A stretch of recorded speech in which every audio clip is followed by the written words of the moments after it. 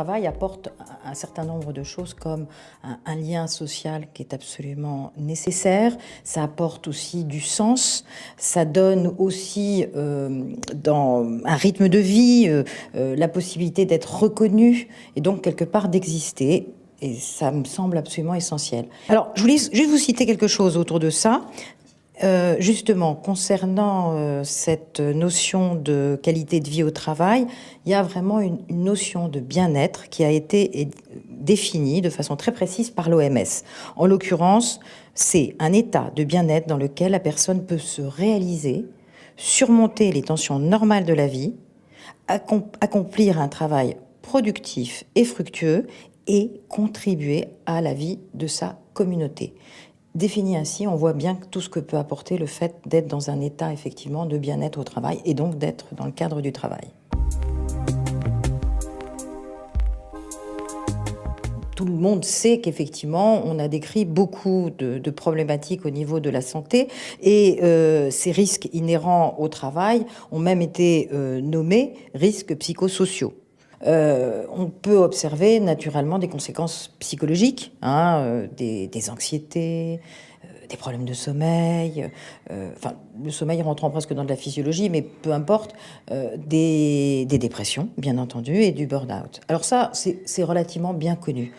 J'ai envie de parler encore des conséquences comportementales, c'est-à-dire ce qu'on appelle les surinvestissements et des gens qui s'épuisent et des gens qui se fatiguent et des gens qui peuvent à ce moment-là effectivement déclencher de ce fait des problématiques physiologiques. Nous avons également tous les problématiques d'addiction. C'est-à-dire que les gens qui vont se prendre quelque chose pour se réveiller, quelque chose pour dormir, quelque chose pour être en forme. Et donc, ces addictions sont de plus en plus fréquentes, on le sait.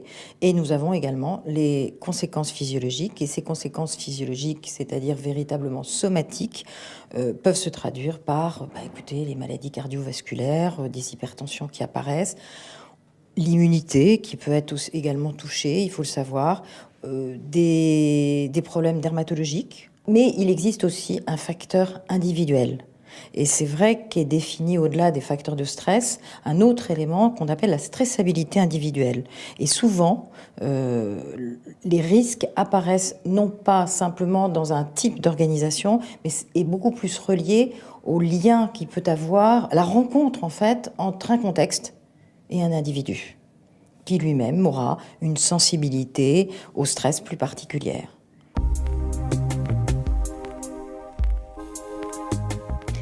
Alors, un conseil à donner à quelqu'un qui ne se sentirait pas bien. Déjà, je pense que la première chose, c'est de pouvoir en parler, de considérer qu'il n'est pas isolé, il n'est pas seul. La plupart du temps, les gens l'oublient, et ça, c'est un peu dommage, parce que je pense que le simple fait d'en parler, quelquefois, permet de dépasser. Un autre conseil, ce serait peut-être à l'environnement, c'est-à-dire que finalement, il y a des gens qui n'ont pas conscience, qui sont en train de rentrer dans une problématique de santé au travail, et ce sont des gens qui ont des attitudes et des comportements qu'il faut identifier, qu'il faut reconnaître, et qui sont malheureusement quelquefois valorisés par l'entreprise. En l'occurrence, les gens qui sont dans une hyperactivité, un surinvestissement, on va parler à ce moment-là de motivation.